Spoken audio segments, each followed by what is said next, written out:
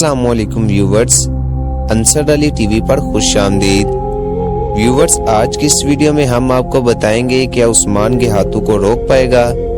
Ertugrul भाई ने कौन सा बड़ा जाल बिछाया हुआ है। क्या गेहातू कई कबीले पर हमला कर देगा। अगर आप ये सब कुछ जानना चाहते हैं तो वीडियो को आखिर तक लाजमी देखिएगा।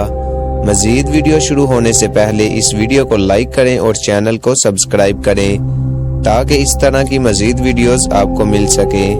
जैसा कि व्यूवर्स आपको मालूम था कि अर्तुगरुल भाई ने जिरगा मुनक्किद किया था और सिपाहियों की सिपा सलारी सौची भाई को दे दी थी।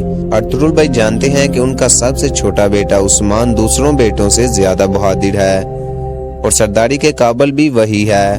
उस्मान को सिपा सलारी न देने के बाद शायकीन के दिमाग में ये सवाल है कि आखिर अर्तुगरुल भाई ने ऐसा क्यों किया। क्योंकि व्यूवर्स अर्तुगरुल भाई जानना चाहते हैं कि उस्मान भाई को सरदारी का लालच तो नहीं या वो कबीले के हक में सोचता है। इसके साथ अर्तुगरुल भाई आया निकोला और गेहातू के लिए एक बहुत बड़ा जाल बिछा रहे हैं और उस्मान भाई को बड़ी जंगों के लिए तैयार कर रहे हैं। नेक्स्ट प्लान ये है कि आने वाली चंद किस्तों में अर्तुगरुल भाई की वफात हो जाएगी, जिसके बाद उस्मान भाई को कबीले का नया सरदार चुन लिया जाएगा।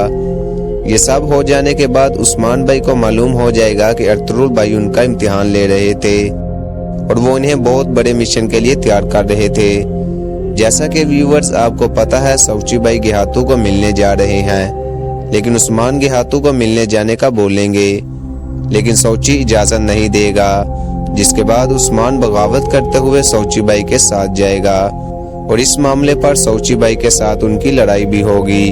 अगर आप अपनी राय से हमें वाकिफ रखना चाहते हैं तो नीचे कमेंट बॉक्स में अपनी राय का इजहार करें। मिलते हैं किसी नई वीडियो में, तब तक के लिए अल्लाह हाफिज।